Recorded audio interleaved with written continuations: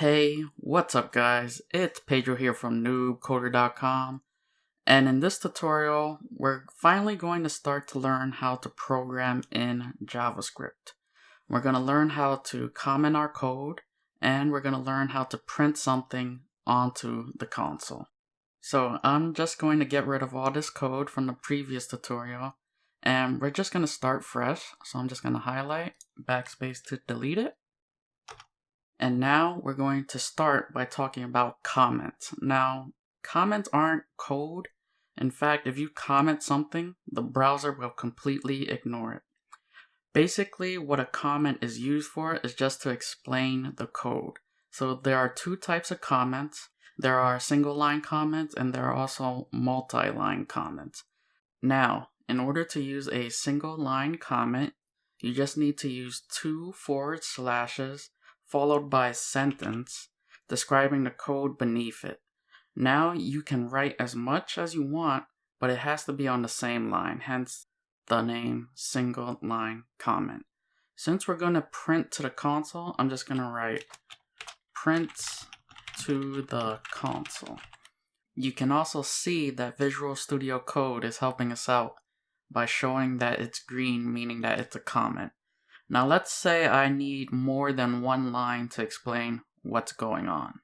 In this case, I could use a multi-line comment. In order to use a multi-line comment, we can do the following. So I could just say forward slash star star, and you can see that Visual Code is actually helping us out by auto-completing that. But I'm just going to remove one of the stars. And now I have an opening and a close. Now anything I insert in between is going to be considered a comment. So I'm just going to hit enter. Now I have multiple lines that I can comment with. So I type a bunch of gibberish here, go down one, type of gibberish here, go down again, gibberish here. I now have multiple lines. As long as I am between this and this, anything I put in here is going to be considered a comment, and the browser will ignore everything inside of here. So now that we got comments out of the way, I'm just going to delete this.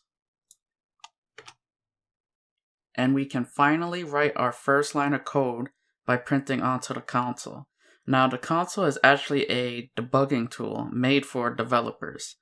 It's actually already installed in most web browsers, so you don't have to install anything else.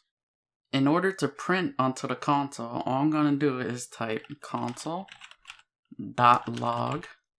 parentheses, and then in here I'm going to pass a string within these quotes, and I'm going to say hello world, because that's what they do in programming tutorials, right? Your first program is always in a hello world. Now this is called a statement. So after every statement, you want to add a semicolon at the end. I am going to hit Control S to save, Control B to bring up the Explorer. I'm going to right click index.html, reveal in Explorer, and we're just going to double click index.html to run. And here, if I hit F12, now this is going to be browser specific. So right now I'm using Chrome. If I hit F12, you can see that the console is being brought up, and then we have a printout called hello world.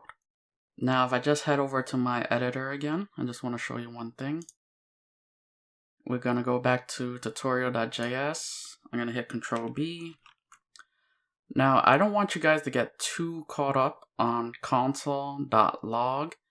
Console is just an object. This dot is just the dot operator, and log is a function of this object. Now, if all that sounds like mumbo jumbo, don't worry about it. All you need to know is that if I give log in between these two parentheses something, that it will print onto the console. So that's where I'm going to end it here, and in the upcoming tutorials, we are going to be passing more stuff to console.log, and we're going to see what we get.